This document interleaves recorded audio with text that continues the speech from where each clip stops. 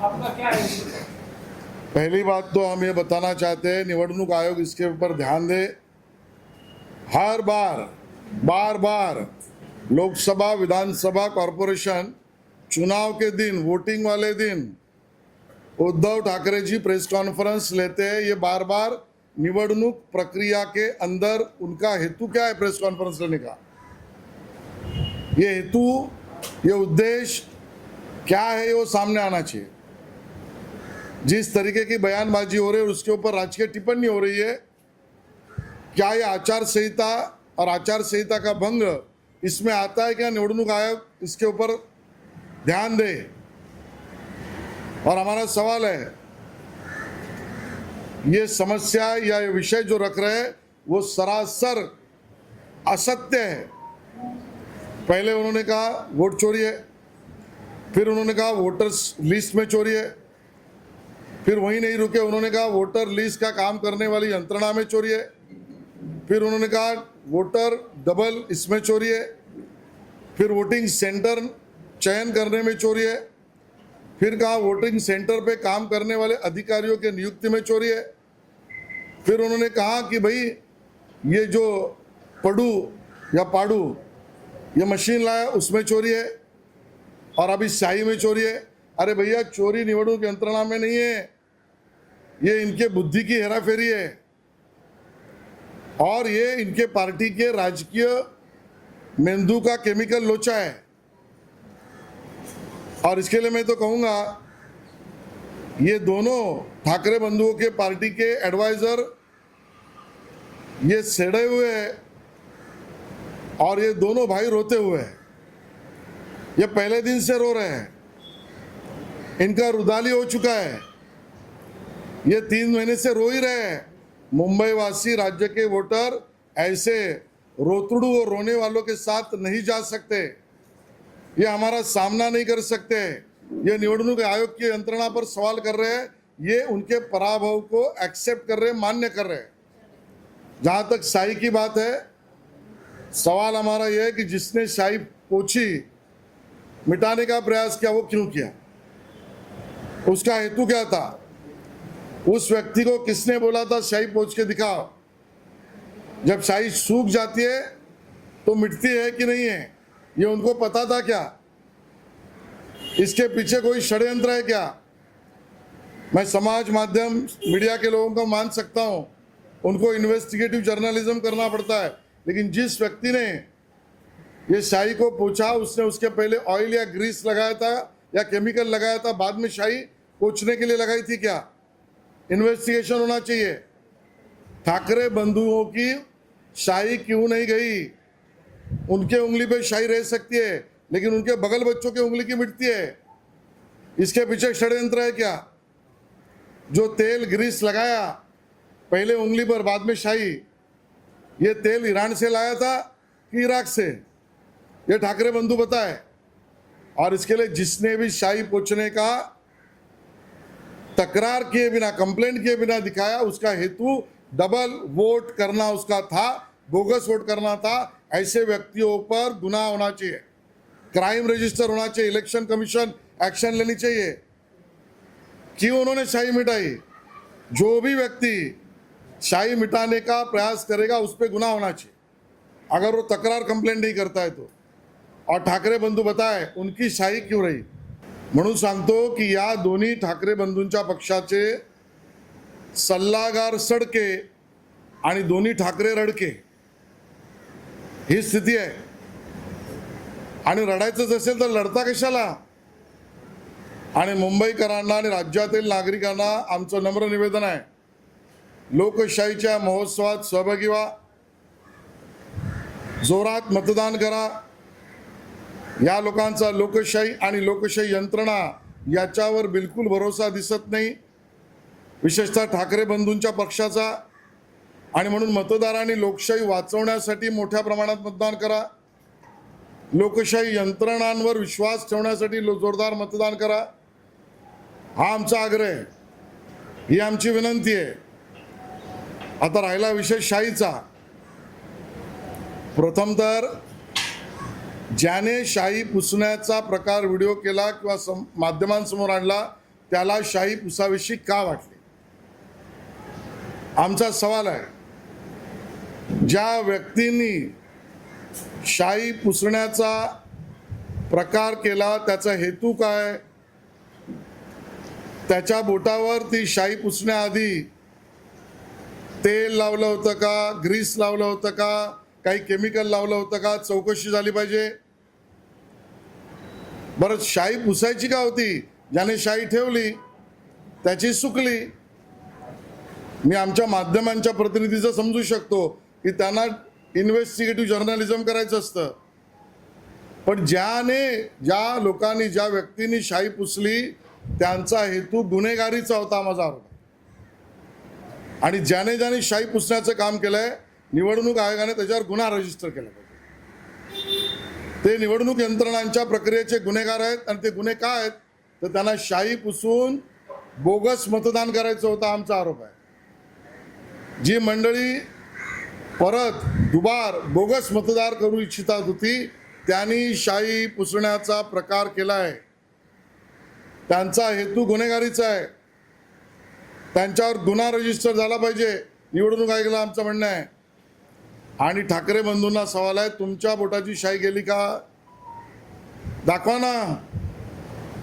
ठाकरे बंधूंच्या बोटाची शाई जात नाही आणि त्यांच्या बगलबच्च्यांची शाई जाते. असं तेल तुम्ही रशियावरून आणलंय की इराणवरून आणलंय? कुठून आणलंय की जिथे तेल लावता आणि मग शाई काढायला लावता बगलबच्च्यांना? 30% वर मतदार मतदान करतोय आणि तुमच्या बोटावरची शाई जाते. आणि म्हणून ज्यांनी शाई पुसली त्यांच्यावर गुन्हा, कारण ते बोगस मतदान करू पाहत होते. आणि ठाकरे बंधूंनी तुमची शाई का नाही गेली याचं उत्तर द्यावं. आधी व्हीव्हीपॅट होतं त्याला विरोध, अगोदर व्हीव्हीपॅटची व्यवस्था होती त्याला विरोध करणारे तुम्हीच. अहो, रडण्याचे धंदे बंद करा. आडनाव बदलावं लागेल तुम्हाला. रडके म्हणतील लोक तुम्हाला आता. देवेंद्र फडणवीस आणि निवडणूक आयोग जर हे सगळं नाकारत असेल, काही शाही पुसली गेली नाहीये, तर या दोघांचीही मिली बघत मग त्यांची शाही का नाही पुसली गेली हा माझा प्रश्न आहे. उद्धवजी ठाकरे, राज ठाकरेजी, तुमची बोटावरची शाई ही का पुसली गेली नाही? त्यांचं म्हणणं की मी पण पुसून बघणार आहे ती शाही. हा, मग पुसा आणि मग या आणि मग तक्रार पहिली करा. हवेत गोळीबार करू नका. आधी 2-3 दिवसांपासून बघितलं तर प्रत्येक निवडणूक आयोगाच्या गोष्टीवर आत्ता आक्षेप घेतला जातोय, जो की आधी घेणं अपेक्षित होतं. मग ते पाळू मशीन बद्दल असेल, प्रचाराच्या वेळी शेवटच्या दिवसापर्यंत फिरतायत, एखादा तो नियम जुनाच आहे याच्यावर देखील, कारण आम्ही देखील 12-17 बघितली. तुम्ही कसं बघताय? वारंवार या गोष्टी हायलाईट केल्या जात आहेत. ऐन मतदारांनी देखील थांबत नाहीये. मी तुम्हाला सांगितलं ना, गतिरोध आहे. मतदान प्रक्रिया, मतदारांची इच्छा, मतप्रक्रियेत सहभागी असलेले अधिकारी या सगळ्यावर गतिरोध म्हणून हे काम करतायत. आणि म्हणून यांनी पहिली ही तक्रार त्यांची आधी रजिस्टर केली होती का? आणि मी सांगितलं यांचे सल्लागार सडके आणि हे रडके. मुंबईकर रडक्यांच्या बरोबर जाणार नाहीत, राज्यातील मतदार रडक्यांबरोबर जाणार नाही. आम्ही लढणारे आहोत. अनेक गोष्टी सांगितल्या, अगदी देवेंद्र फडणवीस आणि चोर कंपनी पासून ते निवडणूक आयोगावर देखील भरपूर बोलतात. खास करून शाहीचा विषय त्यांनी वारंवार बोलतायत की दुबार मतदानासाठी भाजपनं लावलेली फिरली आहे. काय नाही उत्तर? मुळामध्ये निवडणूक आयोगाने या सगळ्यावर लक्ष ठेवलं पाहिजे असं माझं मत आहे. कारण एखादा सराईत असतो त्या पद्धतीने उद्धवजी वारंवार निवडणुकीच्या दिवशीच पत्रकार परिषदा घेत आहेत. आणि त्यांच्या पत्रकार परिषदांना परवानगी होती का? त्या पत्रकार परिषदेत त्यांनी निवडणूक यंत्रणांवर बोट ठेवलंय का? त्यांचा राजकीय हेतू त्यांना साध्य करायचा आहे. त्यामध्ये देवेंद्रजींवर केलेलं विधान हे निवडणूक आयोगाने पाहावं लागेल की हे विधान आचारसंहितेचा भंग आहे का? आणि वारंवार निवडणुकीच्या दिवशीच लोकसभेला तेच, विधानसभेला तेच, आता तेच. ज्यावेळेला मतदार जोरदार मतदान करतायत, 1:30 वाजेपर्यंत 30% पार झालंय. मतदार या यंत्रणा लोकशाहीवर विश्वास मजबूतीने ठेवून सहभागी होत आहेत त्यावेळेला हे आडवाटेपणा का, हे अडकाठी का, हा स्पीड ब्रेकर का, हा गतिरोध का?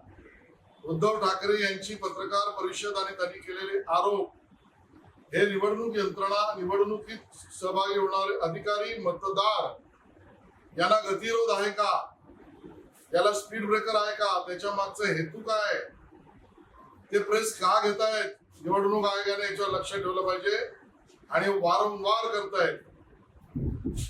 आणि हा झाला पहिला मुद्दा. आणि आता त्यांनी हे बोलल्यामुळेच आम्हाला बोलायला लागतंय. त्यांनी निवडणूक यंत्रणांना तक्रार केलेली समोर आलेली नाही अजून तरी. ते थेट वार्ताहर परिषद घेत आहेत हेही समजू शकलो असतो. अजून तरी त्यांनी यंत्रणांकडे लेखी तक्रार केली आहे, ईमेल केलाय, काही समाज माध्यमांवर पाठवलंय आणि मग त्याचं उत्तर नाही आलं, मग पत्रकार परिषद घेतली, वार्ताहर परिषद घेतली नाही. हा प्रचाराचा भाग आहे का? आणि आज आम्हाला पत्रकार परिषदेत उत्तर द्यावं लागण्याचं कारण यातला हेतू आरोप आमच्यावर होतोय. देवेंद्रजींचं नाव घेतलं जात आहे आणि म्हणून मी आज या ठिकाणी बोलतोय. अन्यथा माझ्याही बोलण्याची गरज नव्हती. मुळामध्ये ते जे काय पत्रकार परिषदेत म्हणाले यात सर्वस्वी असत्य आहे. आणि मी तुम्हाला सांगतो कसं कसं. पहिल्यांदा यांनी आरोप केला दोन्ही ठाकरे बंधूंनी की मत चोरी झाली. मग मत चोरीवरून मतदार यादीतल्या नावात चोरी झाली. मग मतदार यादीतल्या नावातल्या चोरीनंतर मतदार नोंदण्याच्या असलेल्या एजन्सी कंपन्या यामध्ये चोरी झाली. तेवढ्यावर थांबले नाही. मग दुबार मतदारी चोरी झाली हा आरोप केला. तेवढ्यावर थांबले नाही. मग मतदान यंत्रात चोरी हे सांगितलं. तेवढ्यावर थांबले नाही. मग त्या ठिकाणी मतदान केंद्र निवड प्रक्रियेमध्ये चोरी आहे सांगितलं. मग तेवढ्यावर थांबले नाही. मतदार प्रक्रियेतल्या अधिकाऱ्यांच्या निवडीमध्ये चोरी आहे सांगितलं. मग तेवढ्यावर प्रचार करण्याच्या नियमावलीमध्ये चोरी आहे असं सांगितलं. मग तेवढ्यावरही थांबले नाही. मग पाडू या यंत्रात चोरी आहे सांगितलं. मग तेवढ्यावर थांबले नाहीत. आता शाईवर चोरी आहे सांगितलं. अहो बाबांनो, या एवढ्या चोऱ्या नाहीत. हा त्यांच्या बुद्धीत हेराफेरी आहे. मी थेट सांगतोय, हा त्यांच्या बुद्धीतील हेराफेरीचा प्रकार आहे. यांच्या राजकीय मेंदूमध्ये केमिकल लोचा झालाय आणि तो राजकीय मेंदूतला केमिकल लोचा या वेगवेगळ्या प्रकाराने चोरी चोरी चोरी चोरी. अहो तुमच्या बुद्धीतील हेराफेरी आहे, चोरी नाही. आणि म्हणून मतदार 30% त्याच्यावर 1:30 वाजेपर्यंत, आता वाजले 3 आणि 5-5:30 पर्यंत आकडे कुठपर्यंत जाणार आहेत तेव्हाही करतील. यात जर रांगेमध्ये मतदार असतील आणि 5-5:30 नंतर जेवढे आहेत त्यांना आत घेणं हा कायदा आहे. आत्ताच सांगतो, त्यांना घेतलं की त्यातही चोरी हो गया. वो पहले भी उस बारे में बात हो गई. पण हे कुठेतरी जोडण्याचा प्रयत्न जे ठाकरे करताना दिसत आहे, कारण ते हरले. त्यांना लक्षात येत आहे दोन्ही ठाकरे बंधूंना. मी आज सांगतो, मी सांगितल्यावर मला माहिती आहे काय बोलतील. तुम्ही मॅनेज केलंय तरी मी सांगतो, मुंबईतल्या 227 जागांपैकी किमान 50 ठिकाणी त्यांचं डिपॉझिट जाणार आहे दोन्ही पक्षांचं. पण आज मला राजकीय विधानं करायची नाहीत. मतदार आणि मतदार केंद्र यावर मतदारांनी मोठ्या प्रमाणात यावं, लोकशाही महोत्सवात सहभागी व्हावं, मतदानाचा अधिकार बजावा. लोकशाहीसाठी आणि लोकशाही यंत्रणांसाठी आतापर्यंत 30% वर केलं. अजूनही मतदान करा ही नम्र विनंती. धन्यवाद.